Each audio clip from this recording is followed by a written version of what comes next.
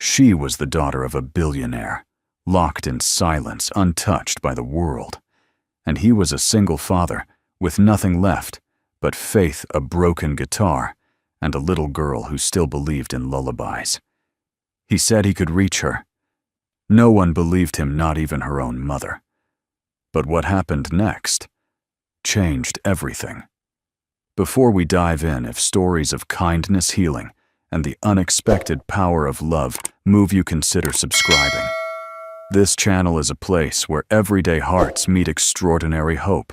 The snow had arrived early in Snowlight, Vermont, blanketing the town in a soft white hush that felt more like memory than weather. It curled along rooftops, buried winding garden paths, and muted the world beneath its icy breath. But in the grand Whitmore estate, silence had taken root long before the snow. From the second-floor window of the stone manor, a girl sat motionless behind the glass. She had been there every day for over a year, watching the seasons pass with the same empty expression. Her name was Lily Whitmore, and she hadn't spoken since the night her father died. Inside the manor, Rose Whitmore. Lily's mother stood at the bottom of the staircase holding an envelope. It was from Northfield Recovery Institute, the last facility she'd begged for hope. The letter was brief and clinical. They were declining further treatment. Lily's condition, the doctors said, was non-responsive, extended catatonia, with selective mutism. Palliative comfort is advised. Rose's perfectly manicured nails dug into the parchment.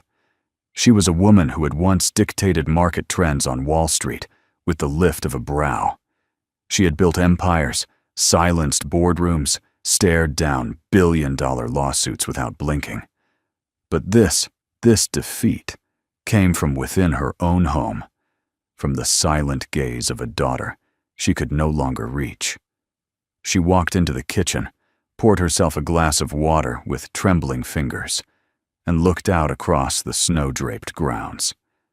The silence in the house was no longer eerie, it was devastating. Echoes had become ghosts. Her staff had long been dismissed. Nurses came and went. Therapists tried and failed. Rose had even hired a music therapist from Paris who brought a crystal harp. Lily never blinked. Rose took the stairs slowly and pushed open the door to Lily's room. The fireplace flickered low. Her daughter sat at the window. As always, her long chestnut hair like strands of dusk against the pale silk of her robe.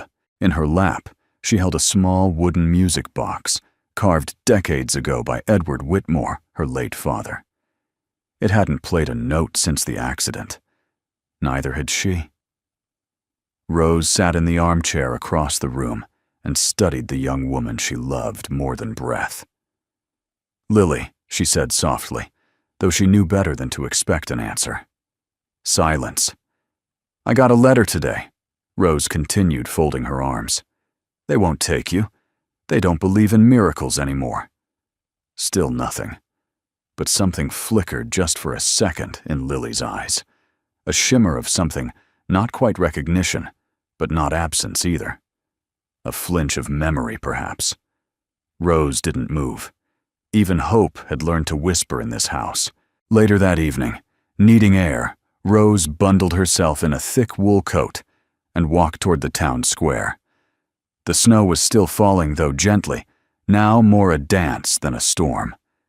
She stopped outside the Snowlight Public Library, drawn by the faint sound of laughter and something else, a man's voice, low and soothing, telling a story. Inside by the fireplace, a group of children were gathered, sitting in a messy half-circle. At the center was a man in his mid-30s. He had shoulder-length sandy hair tucked behind his ears, a trimmed beard, and an old Marine Corps jacket. His voice was the kind that wrapped around you like flannel on a cold morning. "And the princess wasn't lost," he was saying. "She was just waiting for someone to speak her name aloud." A little girl beside him, maybe 6 or 7, clutched a sketchbook and leaned against his shoulder.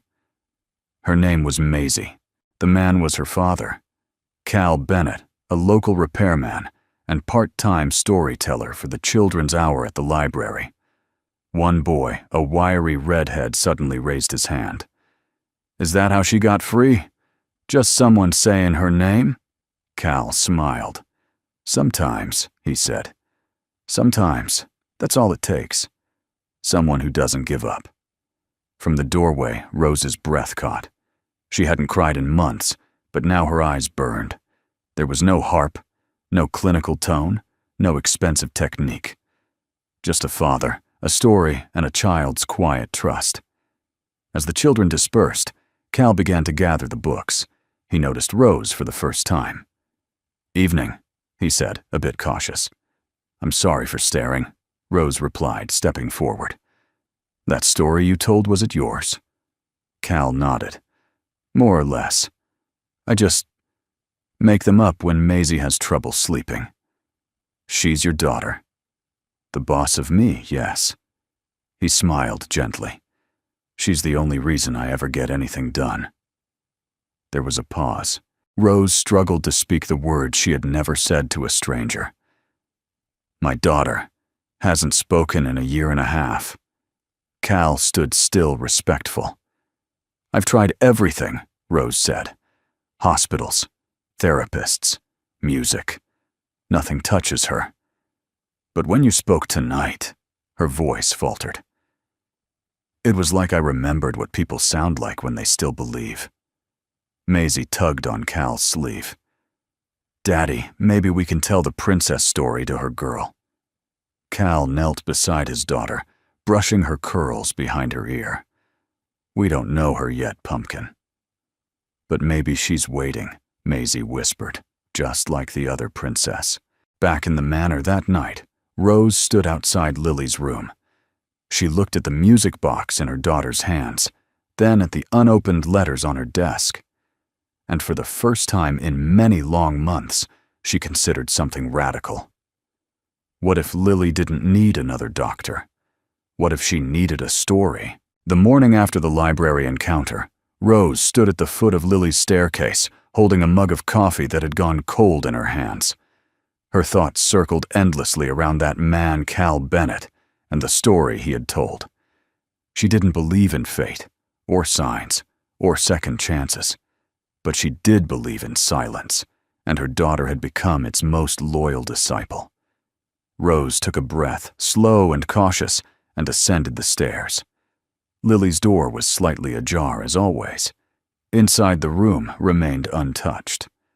Soft winter light spilled across the antique wooden floors. The fireplace crackled faintly, as if afraid of being too loud. Lily sat, as she always did, cross-legged in her window seat.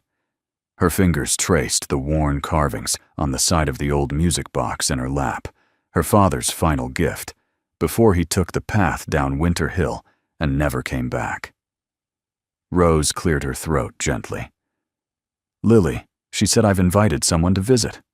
No response, not a blink. "His name is Cal," she continued, choosing her words with care. "He tells stories. And he's bringing his daughter." A whisper of a pause passed through the air, but nothing more. Rose stood for a moment longer, then turned to leave. She paused at the threshold just for a second. "He said something last night. That sometimes a person isn't lost. They're just waiting for someone to say their name." At precisely 10 a.m., a modest gray pickup truck pulled into the Whitmore driveway. The snow had already begun to melt in narrow rivulets down the cobblestones, leaving a damp shimmer behind. Cal stepped out first, adjusting the collar of his well-worn coat. He scanned the towering stone facade with a quiet respect, not intimidation. Then Maisie hopped down from the passenger seat, her red knit hat bobbing as she hugged a thick sketch pad to her chest. Rose met them at the entrance, her expression a blend of practiced composure and raw vulnerability. "Thank you for coming," she said. Cal nodded. "We won't stay long if she's not comfortable." "She hasn't been comfortable in a long time," Rose replied honestly. "But maybe today won't be about comfort." They entered the sitting room where the fire had been stoked, and the air smelled faintly of cedar and cinnamon. Rose led them upstairs, slowly, her heels muted against the thick carpet. At Lily's door, Rose paused. She won't speak, she warned, and she won't move. But I'd like you to just talk to her, as if she could hear. Because sometimes, she added with a strained smile, I think she still does. Cal didn't answer with words. He simply nodded once, firm, steady, and gently pushed open the door. Maisie followed her father in her little boots, leaving faint snow prints on the hardwood. Lily remained in her place, the music box still resting in her lap, her gaze turned toward the winter sky. Her hair glowed like old copper in the morning light, but her face was pale, expressionless. Maisie tiptoed toward the corner and sat cross-legged on the carpet, opening her sketch pad and pulling out colored pencils. Cal, meanwhile, remained standing for a moment, absorbing the room, noticing the handcrafted instruments along the walls, the paintings of alpine trees, and the dozens of books stacked near the window. He took a chair near the fireplace. No clipboard, no therapy bag, just his voice. I used to know a girl who didn't talk, he began. Lily didn't flinch, but Cal saw the tiniest change, a slight shift in the way her fingers rested on the box. She wasn't scared, or broken, or gone. She just knew that sometimes, if the world doesn't know how to listen, it's not worth speaking into. Maisie looked up briefly, then down again, her pencil gliding across the paper. This girl, Cal, continued, used to build castles out of sticks, real ones with moats and towers. But when people passed by, they only saw piles of broken twigs. He chuckled softly. But I saw the castles. I knew what they were, and I told her so. The fire popped, releasing a small spark, and do you know what happened? Lily Cal's voice softened to a near whisper. Maisie looked up again, her eyes gentle. She started humming. Quiet at first, but enough to let me know she was still there. Still no movement from Lily, but Cal didn't look discouraged. He turned to Maisie. What are you drawing? Kiddo. Maisie smiled. A music box, but inside it's not music. It's a little bird trying to sing. Rose, who had remained outside the doorway, closed her eyes. The silence had shifted. It wasn't gone, but it had been pierced gently by the sound of care. After 30 minutes, Cal stood. We'll head out, he said to Rose quietly. I don't think it's about what I say. It's about what she remembers when it's quiet. Rose glanced toward Lily, whose fingers now gently caressed the edge of the music box, as if reacquainting themselves. As Cal and Maisie turned to go, the sketchpad slipped from Maisie's arms. A sheet fluttered to the floor near Lily's feet. Rose stepped forward to retrieve it, but stopped short. Lily's hand had moved. She reached down slowly, shakily, and picked up the drawing. In it was a girl sitting in a window, holding a music box that glowed gold. And next to her on the ground, a red-hatted child stood holding a candle in the snow. For a fraction of a second, Lily's eyes met Maisie's, and though her lips did not part and her voice made no sound, something whispered through the room like the first breeze after a long winter. Cal didn't speak on the way home, neither did Maisie, but when they reached the edge of town, Maisie said softly, Daddy. Yeah, I think she heard the story. Cal nodded. Yeah, kiddo, I think maybe she did. That night, the snow returned. It blanketed the stone steps of the Whitmore estate, filled the empty birdbath in the garden, and pressed itself against the tall window panes of Lily's bedroom.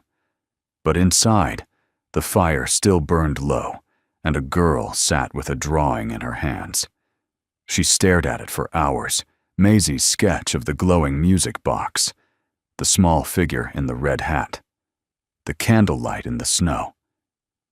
Lily ran her thumb over the penciled lines again and again, as if doing so might warm the page, might pull her into whatever world Maisie had come from.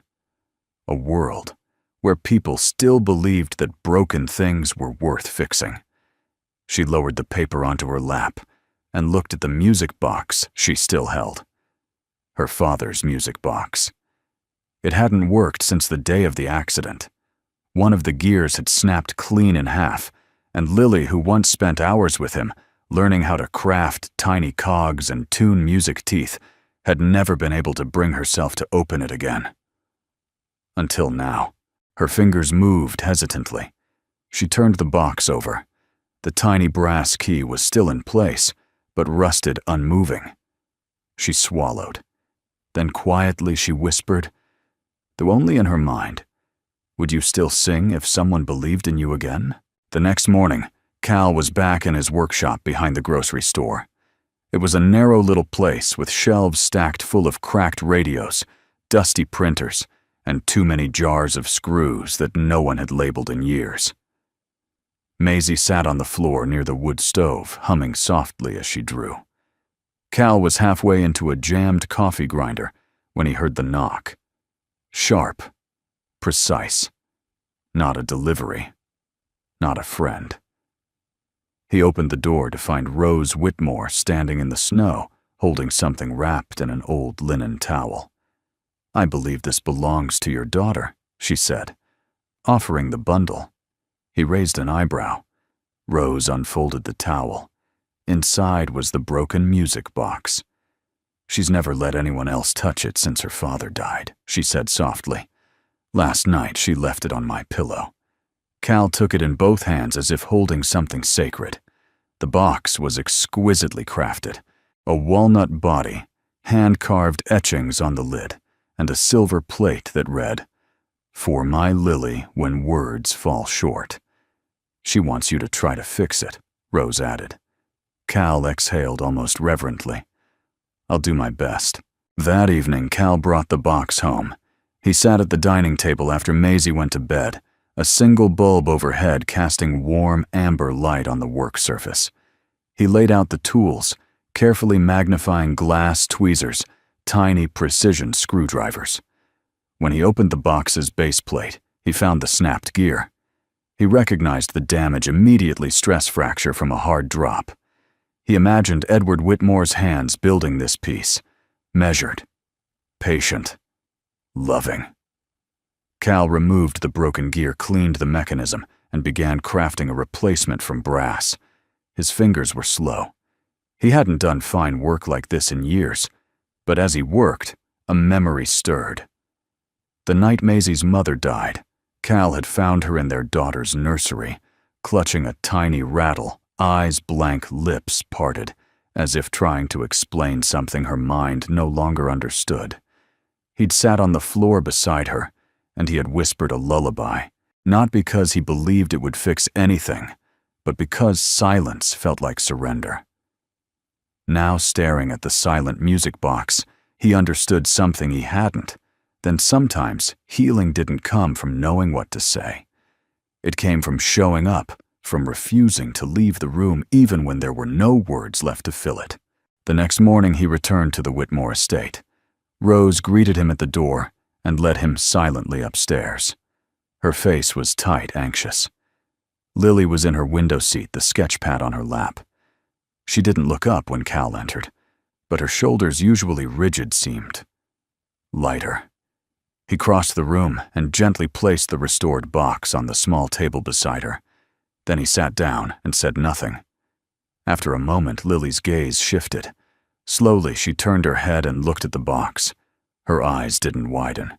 She didn't gasp or cry. She simply blinked once, as if absorbing something too deep to speak. Cal gave the key a single wind. The sound that followed was thin, wobbly at first. The notes staggered like someone relearning how to walk, but then the melody found its legs. All the pretty little horses, the tune Edward had played for her every night of her childhood. Lily's lips parted, her chin trembled. Her hand reached forward not to touch the box, but to rest beside it, as though laying a hand on the memory itself. From the hallway, Rose held her breath. A tear slid down Lily's cheek. and in the quietest voice, barely audible, "Thank you." Cal looked up. Lily's eyes met his. Clear. Awake. He didn't speak, didn't move. And in that fragile moment, the snow outside the window stopped falling. The music box had stopped playing long before Lily moved again. She sat perfectly still, one hand resting near the small wooden box, as though afraid that the slightest movement would shatter the fragile moment into memory. Her eyes stayed open, not vacant as before, but quietly absorbing. Awake. Cal remained seated across from her. He didn't speak. He didn't smile. He simply stayed.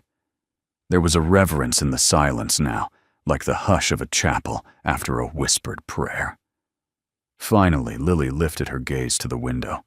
The snow had paused mid-fall, hovering in the trees like a held breath. "Would you tell me the rest of the story?" she said. The voice was hoarse from disuse, a breath more than a sentence, but it was unmistakably real. Cal blinked. He didn't answer right away. He didn't want to. This wasn't a moment to be rushed. He knew stories well enough to know that the best ones didn't come with applause. They came with quiet awe. "The rest of the story," he said softly, "is still being written." Lily let out a breath. It wasn't a sigh. It wasn't relief. It was more like agreement. Down the hallway, Rose sat on the edge of her bed, one hand gripping the quilt she'd had since college. She hadn't meant to eavesdrop. She hadn't even meant to cry. But when she heard her daughter's voice, however soft, however uncertain it was, as if her world had turned back on. She stood quickly, catching her reflection in the mirror, her blow's wrinkled mascara smudged. For a woman who had controlled boardrooms and bent contracts to her will, she suddenly looked like someone who hadn't controlled anything in a very long time. And maybe that was all right. She walked to Lily's doorway, pausing just short of the threshold. Cal noticed her, but gave no sign. Lily turned her head toward her mother, and for the first time in over a year, their eyes truly met. Not from across a room, not through glass or silence, but directly without fear. "Hi, Mom," Lily said. 2 words. 2 words Rose had begun to think she might never hear again. She stepped into the room and dropped to her knees beside her daughter's chair, gripping her hand tightly. "Hi, sweetheart," she whispered, her voice breaking. That afternoon, Cal and Maisie were invited to stay for tea. It was an odd thing, Rose Whitmore inviting a man who wore boots with holes in the soles into her parlor, but nothing about the day had been expected. Perhaps it was time to stop measuring things by what made sense and start measuring by what mattered. The 4 of them gathered in the sunroom. It was a cozy corner of the manor rarely used since Edward's passing. Rose had always said it was his space. Today she opened the drapes. The light that came through was golden, filtered through old lace, casting delicate patterns on the floor like petals from another season.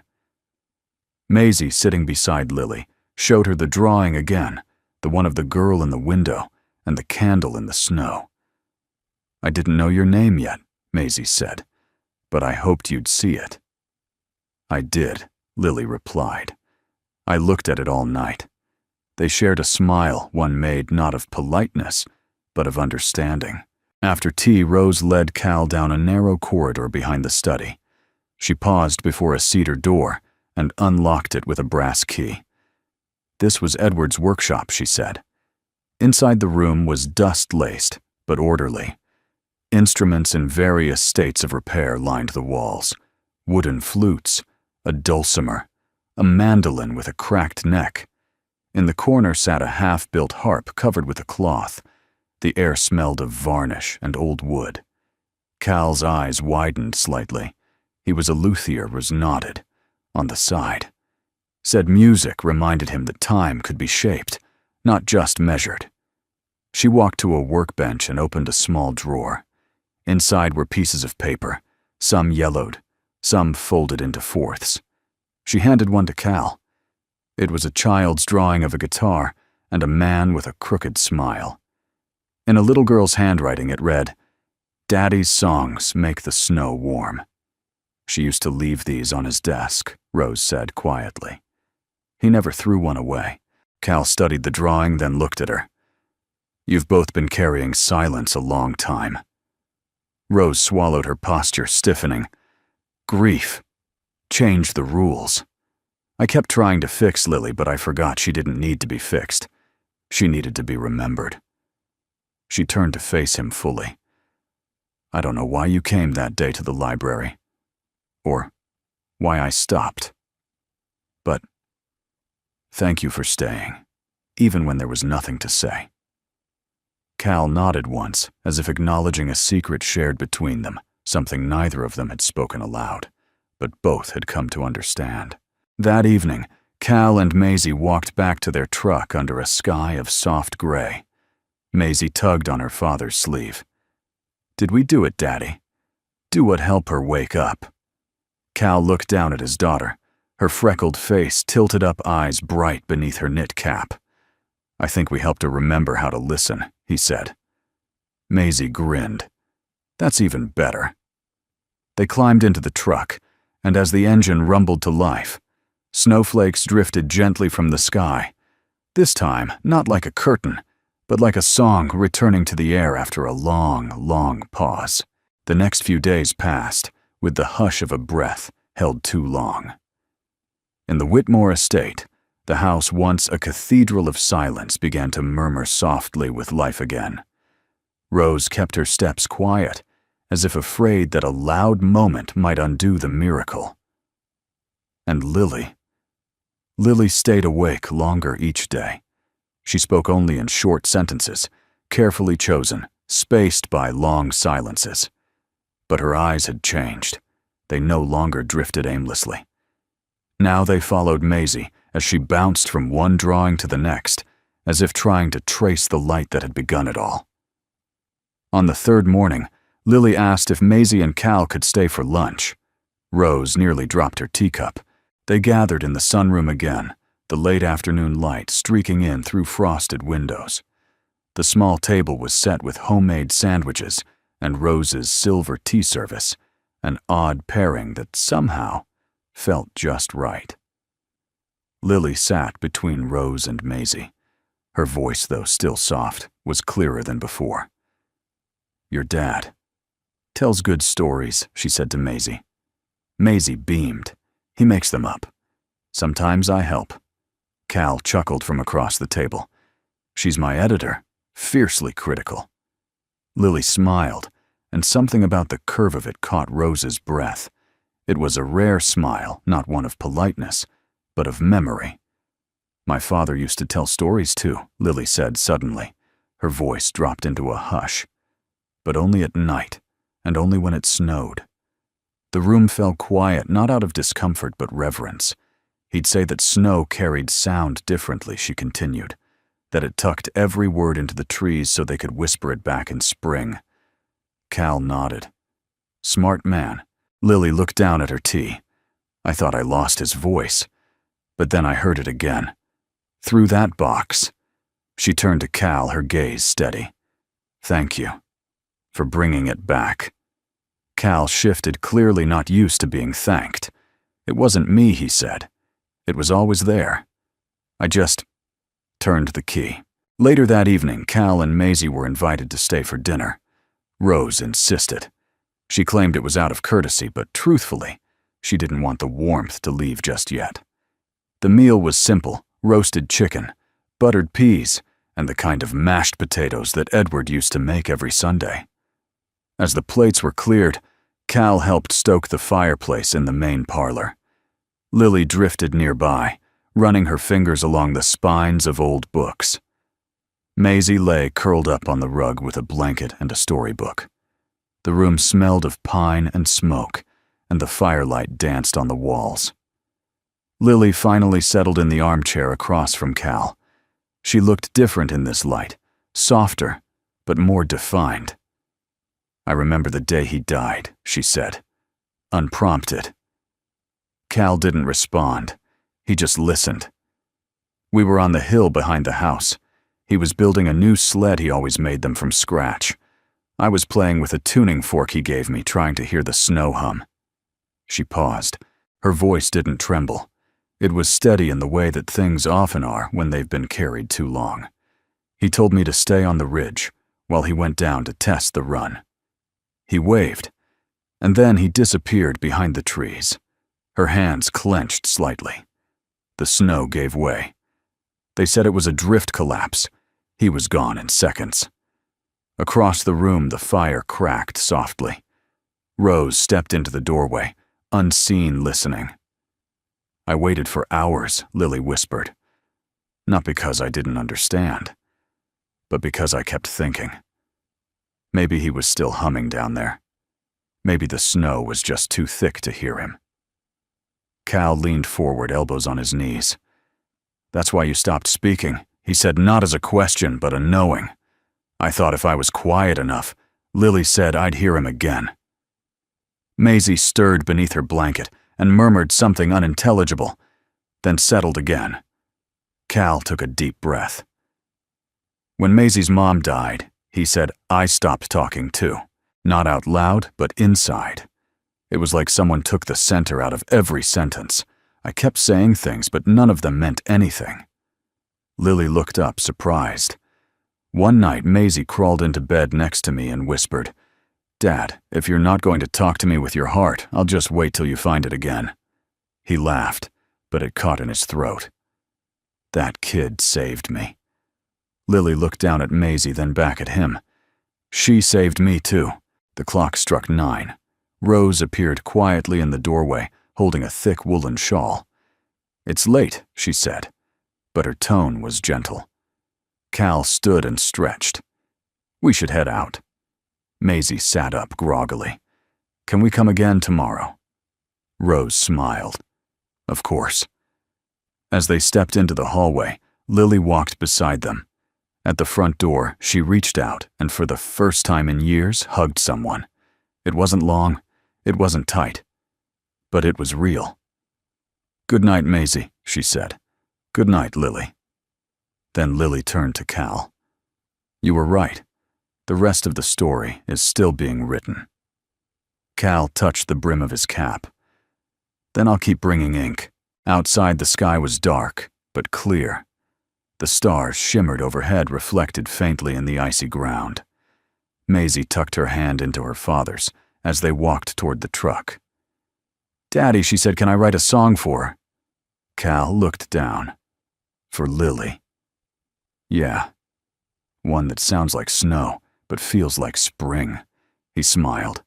"I think she'd love that." Behind them in the upstairs window, Lily watched them leave.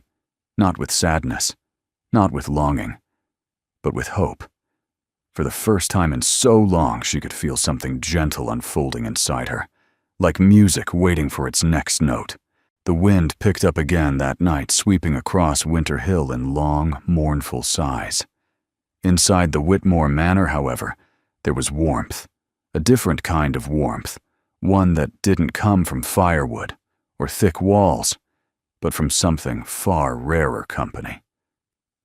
Rose stood in the kitchen, sleeves rolled up, hands dusted with flour. The last time she had baked anything was, well, she couldn't even recall. Perhaps when Edward was still alive. Perhaps before her heart had retreated behind efficiency and marble countertops. She glanced over at Lily, who was perched on a stool beside Maisie, helping her stir a bowl of dough. With such focus, it was as if the world depended on it. Maisie was humming something improvised, off-key, but joyfully so. And Lily, to Rose's astonishment, had begun to hum with her. It was barely audible, but the moment was unmistakable. Rose turned away quickly, afraid her tears would interrupt the fragile music, taking form in her daughter's throat. Later that evening, Cal brought his old guitar into the parlor. It was scratched and worn a patch of the wood permanently discolored from years of play. He sat on the edge of the fireplace and tuned the strings gently, the sound mingling with the crackle of burning logs. Lily sat nearby, legs tucked under her, her hands curled loosely in her lap. She had a look Cal recognized, a kind of nervous curiosity. the way a bird might glance out from its nest, unsure whether to leap or stay. This guitar, Cal said, strumming softly, used to belong to my brother. He didn't look at anyone. His voice was low and steady. He taught me to play before he enlisted. He never came back from overseas. He ran his thumb across the strings once more. Sometimes I think he left his voice inside it. And when I play, he reminds me to keep going. Lily tilted her head, listening intently. "What was his name?" she asked. Cal smiled faintly. "James." She nodded slowly, as if committing it to memory. Maisie climbed into the armchair beside Lily, curling her legs beneath her. "Do you know any songs about snow?" she asked. Cal laughed softly. "Too many to count." "Play one," Lily said quietly, but without hesitation. It was the first time she had requested anything from anyone besides her mother in nearly 2 years. Cal adjusted his grip and began a gentle melody, something slow and familiar, a waltz-like rhythm that felt like drifting snow. His voice, low and smooth, carried the first verse, like a secret snow falls on fields we used to roam soft, like the hush of a whispered home. Lily's eyes shimmered. Maisie leaned against her shoulder. Then, in a voice that trembled at first, but grew stronger with each line, Lily began to sing. She didn't need the lyrics, she made her own. Snow falls on voices we forgot to keep, but songs don't vanish. They just sleep. Rose froze in the hallway. Her daughter was singing, not whispering, not humming, singing with grace, with soul, with the very heart she'd hidden for so long. Tears welled up and fell freely down Rose's cheeks. She didn't wipe them away. She simply stood there, hands pressed to her mouth, as her heart cracked open and light poured in. When the song ended, no one spoke. Cal lowered his guitar. Maisie looked up at Lily like she'd just watched a sunrise inside a snowstorm. Lily wiped at her cheek. "I forgot how it felt," she murmured. "To sing?" Cal asked. "To feel the words after they leave you." He nodded. "That's why I keep doing it. Not because I need to be heard, but because I need to remember I'm still here." After Maisie had fallen asleep on the couch, curled under a patchwork quilt, Cal helped Rose carry dishes into the kitchen. The quiet between them was no longer tense. It had softened into something warm and unspoken. Rose lit a candle and placed it in the window above the sink. The gesture surprised Cal. "My grandmother used to do that," he said. "She was Irish." Rose chuckled. "No, Alabama. But she said a candle in the window helps lost souls find their way home." Cal leaned on the counter. "And are we lighting it for someone tonight?" Rose hesitated, then looked up. "Maybe for ourselves." She folded a dish towel, her movements slow and deliberate. "You've given her something I couldn't." Cal shook his head. "You gave her everything. I just reminded her how to hold it." She met his eyes. There was no flirtation there, just the beginning of something honest. The recognition of someone who had walked through loss and still dared to keep the door open. "Why do you keep showing up?" she asked gently. He looked down, thought for a long moment. "Because I know what it's like when no one does." When Cal finally left that night, the stars were sharp in the sky. Lily walked him and Maisie to the door. She didn't say much, but she didn't need to. As they stepped outside, she said only, "Good night." Cal turned. "See you tomorrow." She smiled, the faintest dimple forming. "I hope so." As they drove away, Rose lingered at the window, one hand still resting on the candle's brass base. She looked out into the night and whispered, "Thank you, Edward, for sending someone who could find her song." The snow began to fall again, gently, rhythmically, but this time it didn't feel like silence. It felt like music. The snowstorm came quietly that morning. It wasn't loud or brutal. No howling winds, no cracking trees, just a soft, endless falling, as if the sky had decided to exhale slowly over Winter Hill. Inside the Whitmore estate, the windows blurred with breath, the fireplaces glowed steadily, and a new ritual had begun. Lily had risen early, not out of obligation, not because her mother called her, but because the music box still sat on her windowsill, and each morning she wound it once, before saying anything at all. It wasn't about hearing the song anymore. It was about remembering what it meant to feel it. This morning, after the last note faded, she didn't retreat into the comfort of silence. She walked down the hallway to the cedar door she had avoided for 18 months, her father's workshop. She found the brass key exactly where she remembered hanging from a nail just beneath the window sash. The door creaked softly as she turned the knob. The scent hit her first varnish, old pine, and something else, maybe cedar shavings, maybe thyme. Everything was preserved just as it had been. The half-built harp stood in the corner, still draped in the linen cloth her mother had placed there the day after the accident. A dulcimer leaned gently against a stool. The workbench was neat, but alive, like he had just stepped out for lunch and would return any minute. Lily ran her hand over the surface of the bench. Her fingertips paused near a row of tiny drawers where he used to keep spare tuning pegs and unfinished designs. And then she saw it. Tucked beneath a thin sheet of parchment was a bundle of folded papers, tied loosely with a string, brittle with time. She lifted them gently, heart knocking against her ribs. The first page had her name in his handwriting. Lily, in case my songs go quiet before you're ready to hear them again. Her breath caught.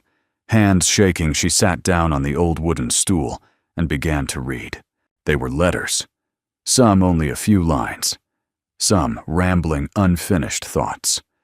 Most ended with hand-drawn musical notations, scattered lyrics or simple sketches, a snowflake, a melody line, a sketch of her face at age 6, grinning with a missing tooth. Remember when you thought you heard the trees singing? You weren't wrong. If I ever vanish, know this, I didn't leave you. I just followed the song into the trees. Your silence is not absence, it's space. And space is where stars are born. She pressed a hand to her mouth. Every word landed like a gentle snowfall, accumulating until it became something too heavy to carry alone. And then came the final letter. Just 3 lines. One day someone will sit beside you and not be afraid of the silence. He'll hear the music in you even if you don't. When he arrives, let him stay. Lily closed her eyes. She knew exactly who he meant. That afternoon she found Cal and Maisie in the sunroom. Maisie was building a tiny city from popsicle sticks and cotton balls. "Want to help?" the little girl asked. Lily smiled. "I brought something better." She held out the stack of letters bound now with a new ribbon. Cal raised an eyebrow. "Your dad's." She nodded. Cal flipped through the pages, slowly, his eyes scanning the faded ink with a reverence usually reserved for scripture. "These are something else. I want to turn them into music," Lily said, breathless now with the weight of the idea. "Every letter, every line. I want to score them the way he would have." Maisie clapped. "A concert," Lily laughed, a clear musical sound that startled even herself. Rose, who had been walking past the doorway, stopped in her tracks. It wasn't the idea that froze her.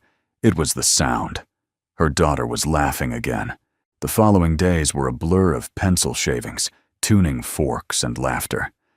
Lily converted the old workshop into a temporary composing room. Cal helped repair the dulcimer. Maisie painted small illustrations on the back of each letter, like a child's illuminated manuscript. One snowy evening as they sat by the fire, Lily placed the last page on the piano stand and pressed a few tentative keys. The notes trembled at first, then found their way. The melody wasn't flawless, but it had depth, honesty. It was as if the letters had waited all this time to become breath again. She looked up at Cal, her eyes shining. "I'd like to share them, maybe here, just for us." Before I show the world. Cal leaned back in his chair, arms crossed, a slow grin forming.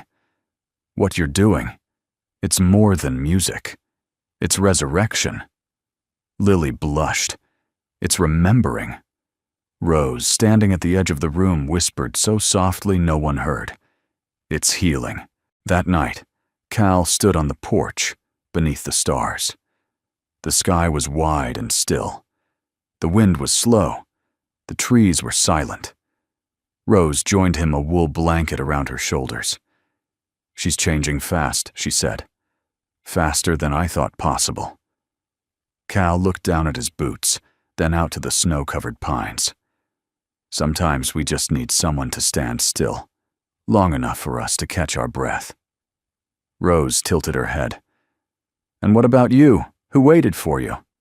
He hesitated. Maisie. She doesn't know it. But she held the string that pulled me out. Rose nodded. You're a good father. He turned toward her. You're a better mother than you believe.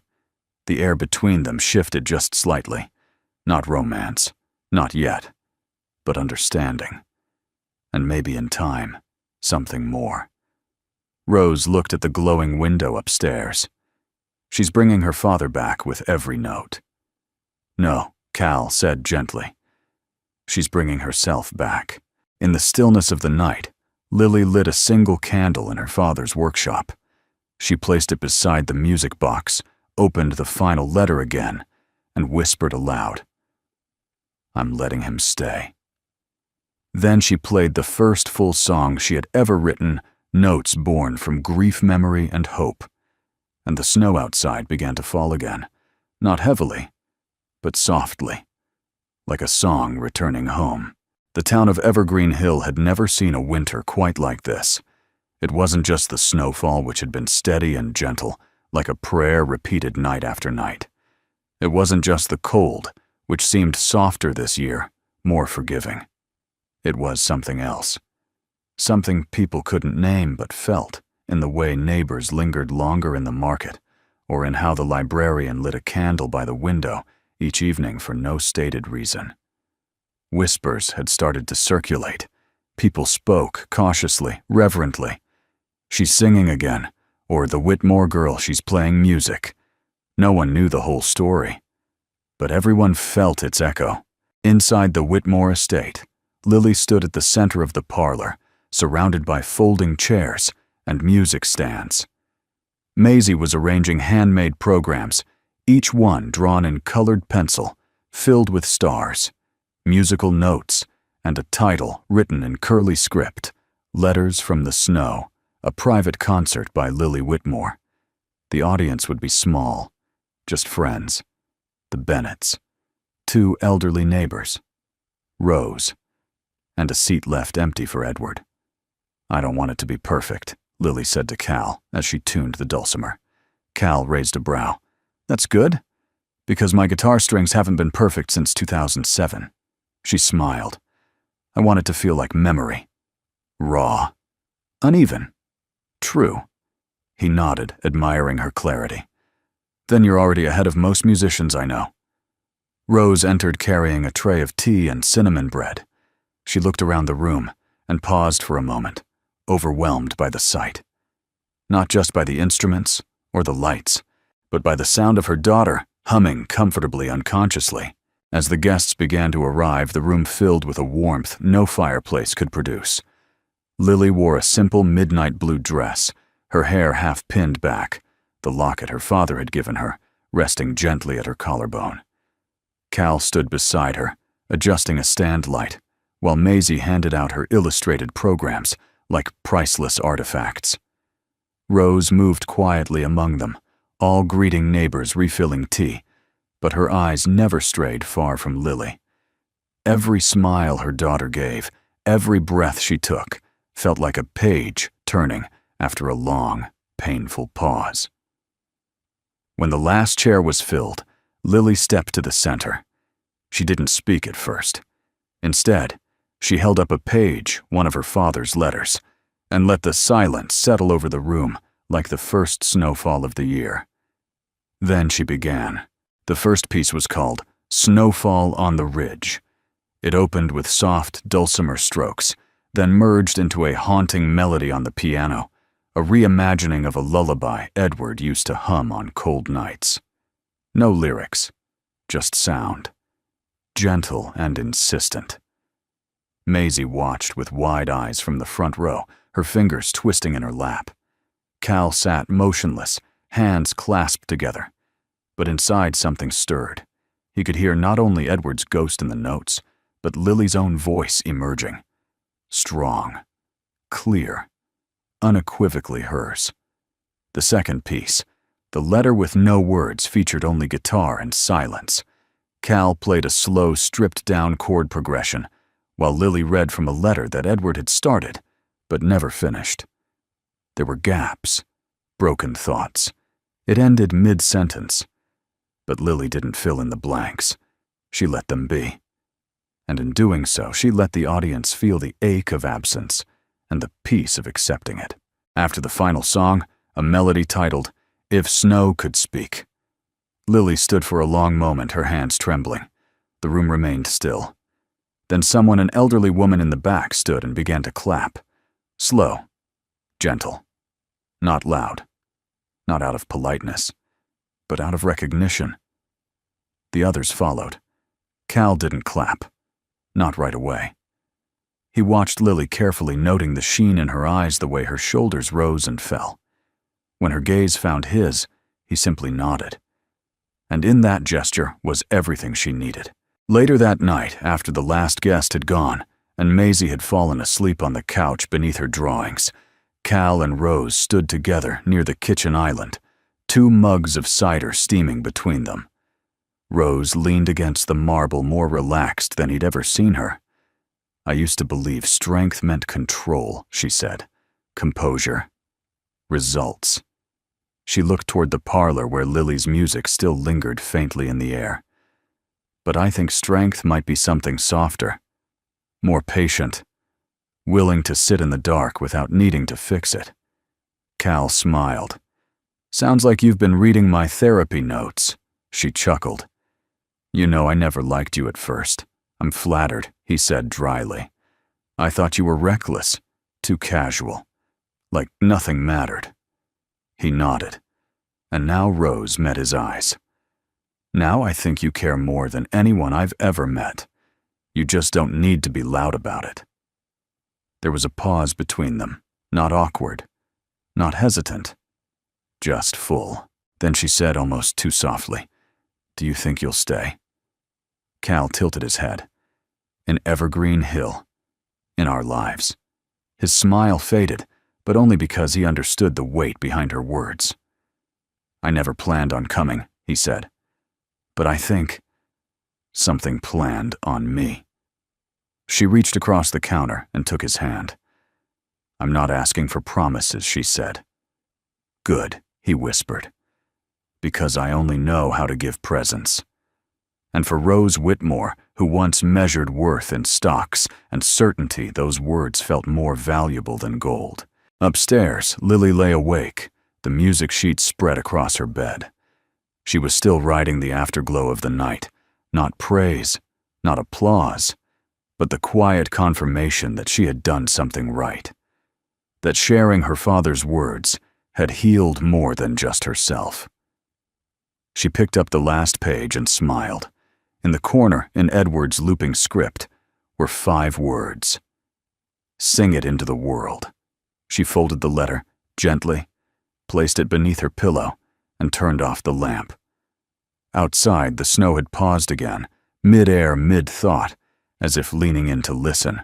The morning after the concert, the snow finally stopped. It was the kind of silence that didn't ache anymore. The kind that felt earned, like the pause after a symphony's final note, when no one dares to breathe too soon. Outside the Whitmore estate, sunlight poured through the windows like a quiet benediction. The icicles on the eaves melted in rhythm. Somewhere beyond the trees, a single bird sang a sound. So delicate, Lily nearly dropped her teacup when she heard it. Is that real? She asked, looking toward the open window. Maisie nodded solemnly. First robin. That means spring is trying. Lily laughed, a breathy, warm laugh that seemed to melt the air itself. Then maybe it's time I try too. By mid-morning, the living room had transformed into a creative storm of sheet music, poster sketches, and piano chords. Lily was seated cross-legged on the rug, scribbling notes across a large sheet, titled Whispers from Winter, a youth workshop in sound. I want to teach kids how to write music from memory, she said to Cal, who was helping Maisie build a rhythm wheel out of bottle caps and cardboard. Not theory, not notation, just how to tell their stories in sound. Cal looked up from his project. That sounds like the class I wish I had when I was 15. Really, I would have been less angry and more whole. Lily gave him a long look. You seem pretty whole now, he shrugged. Takes time. And good company.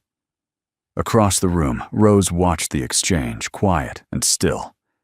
Something in the way Lily looked at Cal, unafraid, stirred a place in Rose she hadn't touched in years. A place where tenderness wasn't weakness, where vulnerability was something sacred, not something to be armored against. That evening after dinner, and stories and laughter that felt more like music than conversation, Lily excused herself early. I want to dream big tonight, she said, and that takes space. She kissed Maisie's forehead, hugged her mother, and gave Cal a smile that made something in his chest lean forward. When the door to her room clicked shut, Rose lingered in the kitchen, rinsing mugs that didn't need rinsing. Cal moved beside her, drying with a towel that was too clean to be useful. She didn't look at him at first. Do you miss her, Maisie's mom? The question hung in the air between them like breath in cold glass. Yes, he said softly, but not the way I used to. At first I missed the version of myself I was when she was still alive. The way she looked at me made me feel less broken. Rose nodded slowly. And now I miss her presence, but not her absence. I've made peace with what she left behind. She turned to face him fully. And what did she leave behind? Cal folded the towel slowly. Maisie, and the man who learned to raise her. The room went very still. Rose stepped closer, just a breath away. Do you believe some people show up just to remind us who we are? Cal didn't answer. Instead, he reached into his coat pocket and pulled out a small tin. Inside was a candle plain, white, unremarkable. He set it on the counter and lit it. Rose raised an eyebrow. My grandmother, he said, used to light a candle in the window for anyone who needed their way back. I think tonight it's for us. Rose stared at the flame. It flickered, danced, then settled into a calm glow. I'm tired of being the strong one, she whispered. Then be the real one, he replied. She looked up at him, and in that gaze, so steady and so tender, Cal felt something give way. Without thinking, Rose reached up and touched his face. He didn't move.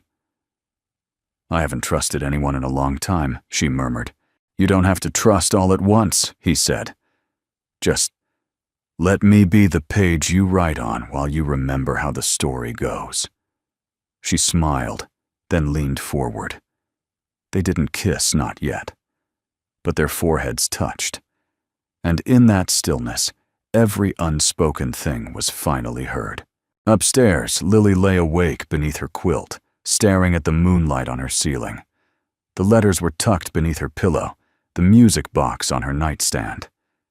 She didn't feel afraid anymore. She felt ready. The next morning, Cal and Maisie returned to the Whitmore estate early. Lily was already in the parlor, organizing her workshop notes, her face lit with the kind of energy that could pull spring from the soil. I'm going to the town board next week, she said. If they approve it, we can use the community center on Saturdays. Cal nodded, impressed. Look at you mobilizing. Lily grinned. It's not just about me anymore. I think I'm finally ready to give away what saved me. Maisie stepped forward holding a folded piece of paper. "I made you something." Lily opened it. Inside was a crayon drawing 3 figures under a tree, musical notes floating above their heads. One was clearly Lily. One was Maisie. The third had long hair and a guitar. At the top, Maisie had written, "Family doesn't always start at birth." Lily's voice caught in her throat. She knelt down and pulled Maisie into a hug. "I've been waiting so long to feel like I belong again," she whispered. Maisie squeezed her tightly. "We saved you, but you saved us back." Cal watched from a few steps away, and for the first time in years, he felt something whole settle into place inside him. Not just healing, not just hope, but home. That evening, as the sun dipped behind Winter Hill, Lily stood at the window, holding the music box in her hands. She didn't wind it this time. Instead, she whispered, "I'll carry the song now." And outside, the first crocuses of spring began to bloom beneath the melting snow. The sun arrived early over Evergreen Hill that Saturday, stretching pale gold across rooftops and waking the town with a warmth that had been absent for too long. At the edge of the square, the community center's old wooden door creaked open, and Lily Whitmore stepped inside. She paused a moment in the entryway, letting her eyes adjust to the morning light pouring through the stained glass windows. The room was simple hardwood floors, scuffed by decades of small shoes, folding chairs stacked along the walls, a battered upright piano tucked into the corner. It was not a stage. It was not a grand hall, but it was hers for today at least. Behind her, Maisie marched in proudly with a tote bag full of rhythm shakers and crayon sets. Cal followed more quietly, balancing 2 thermoses and a small folding table. "You good?" he asked, catching Lily's gaze. She nodded once. "Nervous, but steady." "Steady's good." Rose arrived moments later, carrying a tray of homemade muffins that shocked even herself. She wore jeans her first time in years and a navy cable-knit sweater that Edward had once loved. "You brought muffins?" Cal teased. "They're from scratch," she said, lifting her chin. "Try not to die of shock." He grinned. "I'll try to survive." By 9:30 a.m., the room had begun to fill slowly, then steadily. First came 2 children from the local shelter. Then, a pair of siblings Rose had personally invited from the school for neurodiverse learners. Then came a family who had heard about the workshop from someone who heard from someone else. Soon, over a dozen kids had gathered, quiet, fidgety, curious. Lily stood at the front, hands loose at her sides. "I'm not here to teach you music," she began. "I'm here to help you find it in your stories, in your breath, in the way your feet tap without realizing." She smiled a little shaky at first. "When I was your age, I thought music had to be perfect, that every note had to follow the rules." She lifted the old dulcimer she had restored from her father's workshop. "But my dad once told me that real music is what survives after the silence." She plucked a simple progression. A few children leaned in. One boy began tapping his fingers in rhythm on his jeans. Another girl swayed softly in her seat. And just like that, the room began to breathe. For the next hour, Lily guided them through rhythms and memory. She asked them to draw a sound they remembered. Some drew thunderclouds, others kitchen stoves. One girl drew a silhouette of someone walking away, and Lily, without asking, placed a chime beside her paper and gently rang it once. No one needed to speak, but they did. By the end of the morning, laughter rippled freely. A boy with a speech delay beat a drum with his eyes closed and smiled like no one had seen him do in months. A shy girl whispered lyrics she'd made up under her breath, and Lily whispered them back louder, like a secret carried by wind.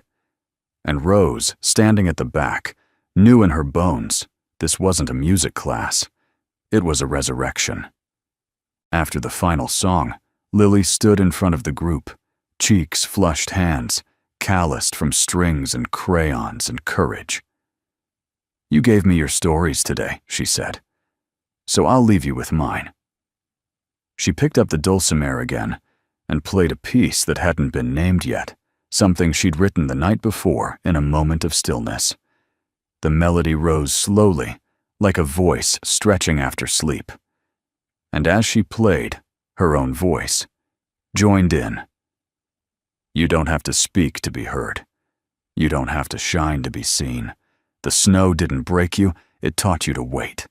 And the thaw is where we begin." By the end, there wasn't a single dry eye in the room, not even Cal. That afternoon, they walked through town, the four of them, Cal, Maisie, Lily, and Rose. There was no fanfare, no ceremony, just sunlight. And something else. A question Lily had wanted to ask all day finally surfaced as they paused at the edge of a small footbridge overlooking a stream now free of ice. "Do you think this is what peace feels like?" she asked. Cal leaned against the railing. "No." Lily blinked. "No." He smiled gently. "I think this is what beginning feels like." Maisie leaned against her father, pulling at his sleeve. "Dad, are we staying here?" "In Evergreen Hill."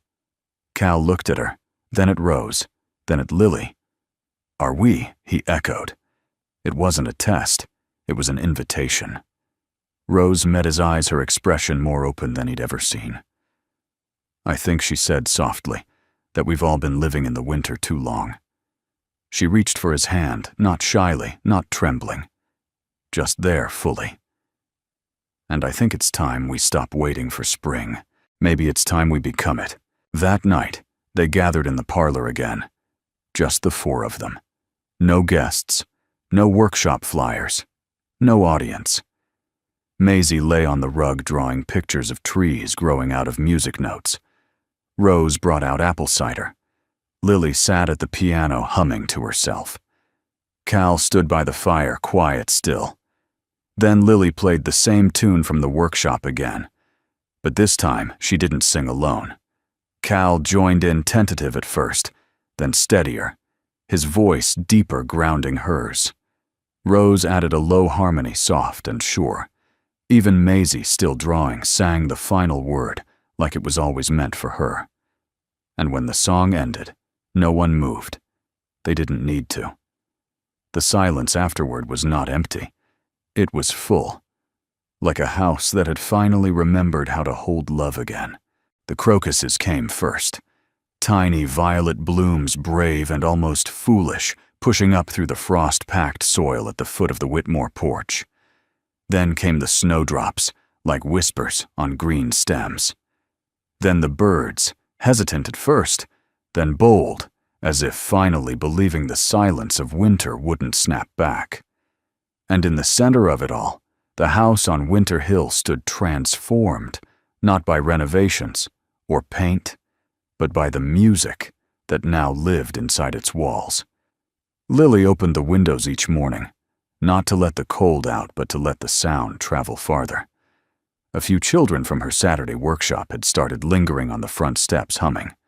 One of them, a boy named Elias, who had barely spoken in months, now carried a homemade tambourine everywhere he went. "You gave him something back," Cal said one afternoon, as they watched Elias tap out a rhythm on the porch railing. Lily shook her head gently. "No, I just reminded him where to look." The town of Evergreen Hill had responded in its own quiet way. A local cafe changed its sign from quiet zone to listening space. The librarian reopened the reading room for silent storytelling sessions, a direct homage to Cal's weekly appearances. And at town meetings, Rose now sat at the front, no longer as Whitmore the financier, but simply as Rose, the woman who learned to speak softly and be heard anyway. They had become a family in all but name. And names, Cal often said, took care of themselves when love had already spoken. One late April morning, Lily found Cal on the back porch, sanding a piece of maple. A new music stand for the community center. "You work like a luthier," she said, admiring the care in his hands. "I work like a man who doesn't like wobbly things," he replied with a smile. She sat beside him, hands folded in her lap. I was thinking she began about adding an open mic to the workshop. For the kids, for everyone. Parents, strangers, people who never thought their voice mattered. Cal looked up. "You ready to open it that wide?" Lily hesitated. "No, but I think that's the point." He nodded. "Then I'll help build the stage." She looked at him, then not quickly, not shyly, but like someone who had finally stopped squinting into the sun and let it warm her face. "I love who I am when you're around," she said. He didn't flinch, didn't smile. He reached for her hand. "Then, let's make it permanent." The wedding wasn't grand. It was held beneath the dogwood tree behind the house, where Edward once carved Lily's initials into the bark. Only a handful of guests came: Maisie's teacher, the librarian, the neighbors, who had never stopped believing in second chances. Lily wore a simple dress the color of snowfall. Cal wore his old boots and a jacket Rose had tailored just enough to look respectable. Maisie stood between them, holding a songbook she had illustrated herself. And as the wind carried petals across the grass like confetti, they spoke no vows about forever. Just one promise, spoken in unison: "I will be quiet enough to hear you even when you don't speak." After the ceremony, Rose pulled Lily aside beneath the arbor. "I was wrong," she said. "About what?" "About what you needed. I thought you needed protection, control, silence. But you just needed space to become." Lily embraced her mother tightly. "I needed you to believe I could. You taught me how," Rose whispered. That summer, the music continued. The workshop grew from 12 students to nearly 50. Volunteers poured in. Instruments were donated. One boy even gave Lily his father's old harmonica with the words, "For the next voice to rise," carved into the case. On the last day of the season, the town gathered on the lawn of the community center for the first Whispers Festival. There were songs, dances, even a grandmother who read poetry written when she was 23 and too afraid to share it. Lily stood at the edge of the crowd beside Cal, her hand resting on the curve of her stomach. He noticed gently.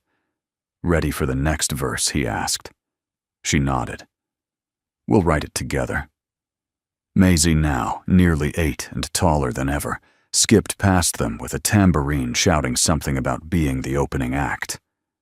Rose sat on a nearby bench, a thermos of coffee in one hand, a sketch pad in the other. She was drawing the stage, not its structure, but the people on it, capturing stories in stillness. That evening, after the last chair had been folded and the last light packed away, Lily wandered out to the porch alone. She carried the music box with her, not because she needed it to remember, but because she loved it, the way one loves the first voice that ever called them by name.